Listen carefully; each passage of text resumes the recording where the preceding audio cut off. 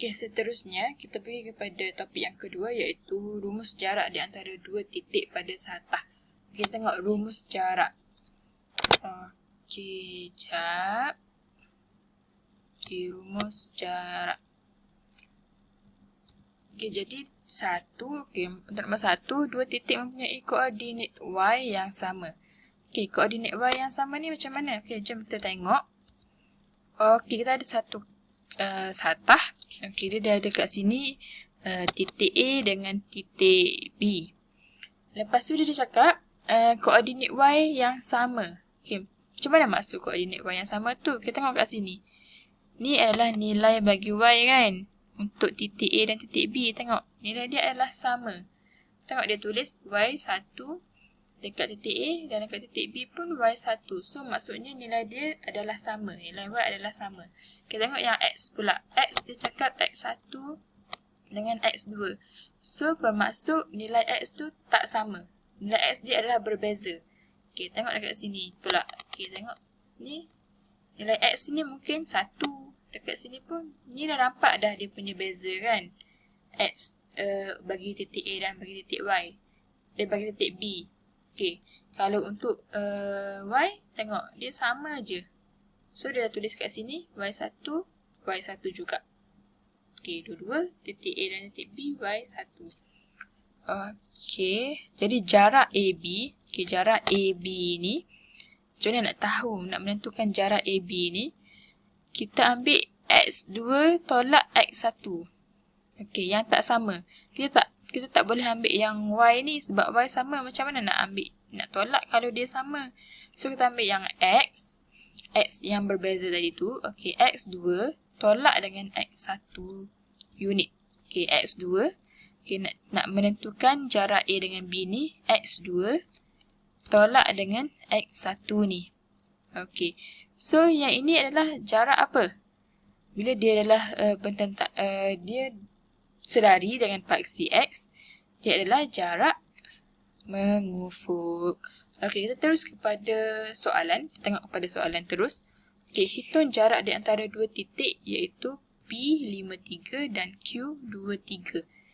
Okey, so kita ada satu satah. Lepas tu dia dah tulis dia dekat sini titik Q dan titik P. Okey, macam mana nak cari jarak di antara titik Q dan titik P ni? Okey, ni adalah kita tengok dulu. Okey, dia dah bagi. Okey, C ni tak ada tau. Sini dia syntax error sikit kat sini. Okey, Q23. Dia dah bagi dah 23. Dan P adalah 53. Okey, 53. Dan kita nak cari jarak QP ni. Okey, nak cari jarak QP ni macam mana? Kita tengok dekat sini. Dia ambil X2 tolak dengan X1. So, dekat sini mana satu X2 iaitu 5 ni. 5X2. Okey, tolak dengan X1. X1 kita adalah 2 ni. Tengok kedudukan dia sama je. Tengok yang ini. Okey, dengan yang ini. Kita ambil yang depan. Nilai yang depan ni. Yang X1 ni yang depan. Yang 2 kat sini dia yang depan. Itu juga dengan yang X2 ni kita ambil nilai yang depan ni. X2 iaitu kat sini yang 5. So, jalan penyelesaiannya. Okey, 5 ni. Kita ambil 5 tadi. Untuk P. P ni 5. Dan Q adalah 2 tadi. Okey, jadi jarak di antara dua titik iaitu titik Q dan P ni 5 tolak 2. Okey, 5 tolak dengan 2. So, kira macam biasa. So, dapatlah 3 unit. Okey, kenapa 3 unit? Sebab tengok skala ni juga. Dia kena link dengan skala tau. Kita tengok skala juga. Ada juga skala, dia tulis sini 2, 4, 6, 8. So, skala dia adalah 2. So, bila tengok sini, skala dia tengok adalah 1. Kita tengok skala dia 1. So, sebab itulah bila 3 petak.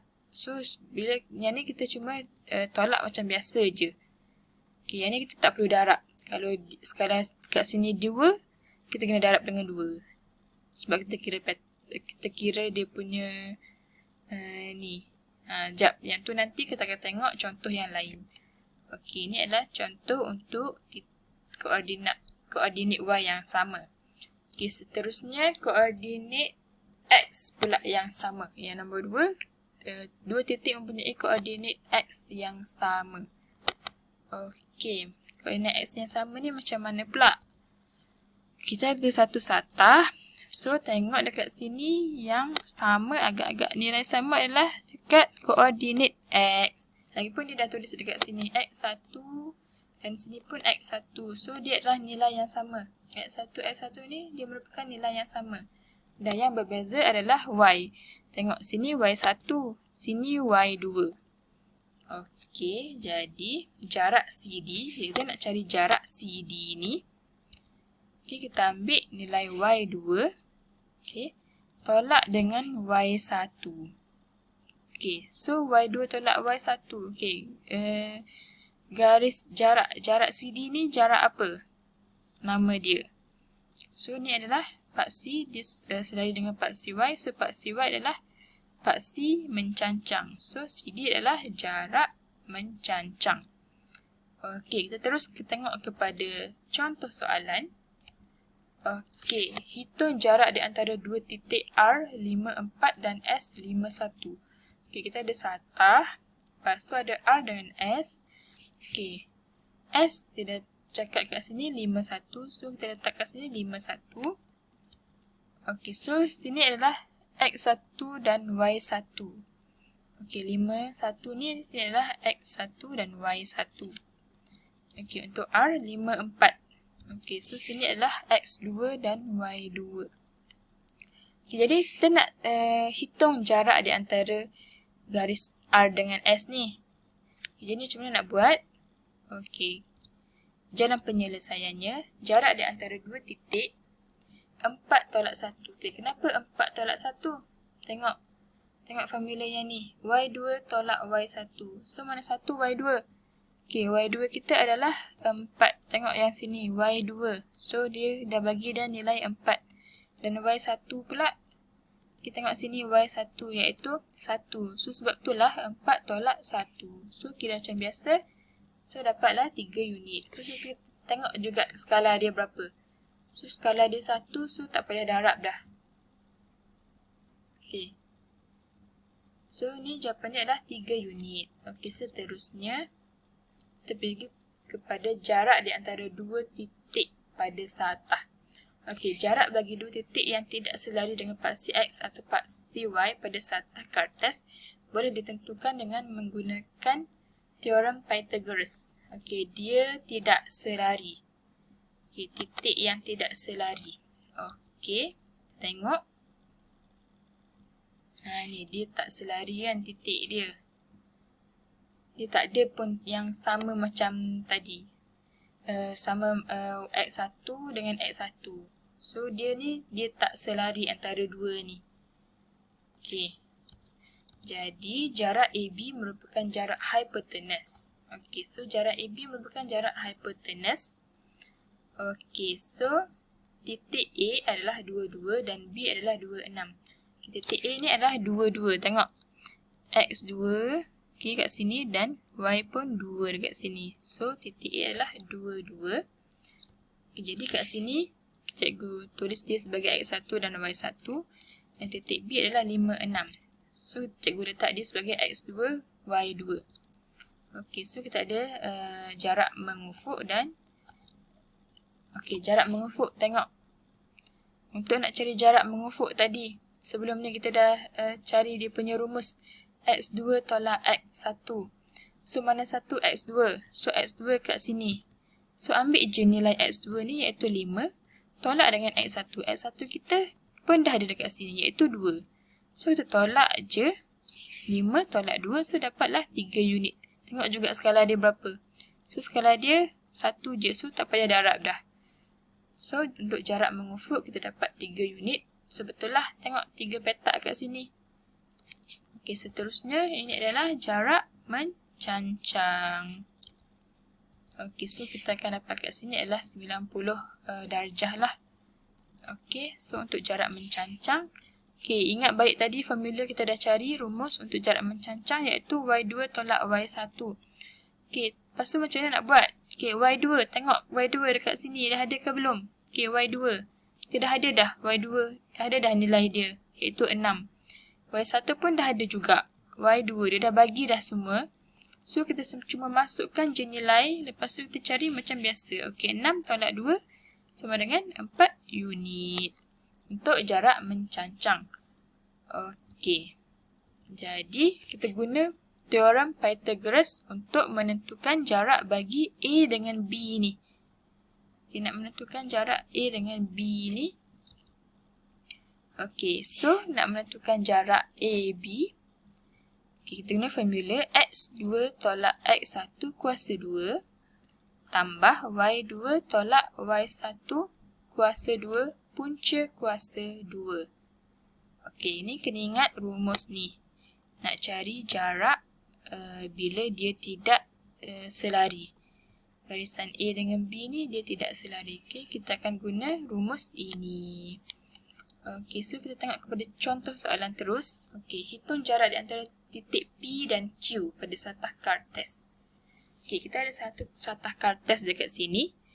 So, ini adalah nilai ini adalah titik apa? Ini titik apa? Bila dia paksi X dia 2, paksi Y dia 5. So, titik ni adalah titik 25. So, titik 25 tengok dekat sini adalah titik P. So, dia adalah titik P. Okey, untuk titik Q pula dekat mana? Okey, dia tulis dah kat sini 51. So, cari kat mana 51? X kita 5, so 5 dekat sini, so 1. Okey, 1 dekat sini. So, dekat sinilah kita punya titik P, titik Q kita.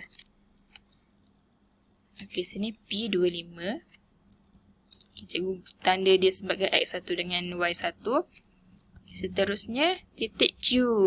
So betul lah cikgu buat titik Q dekat sini.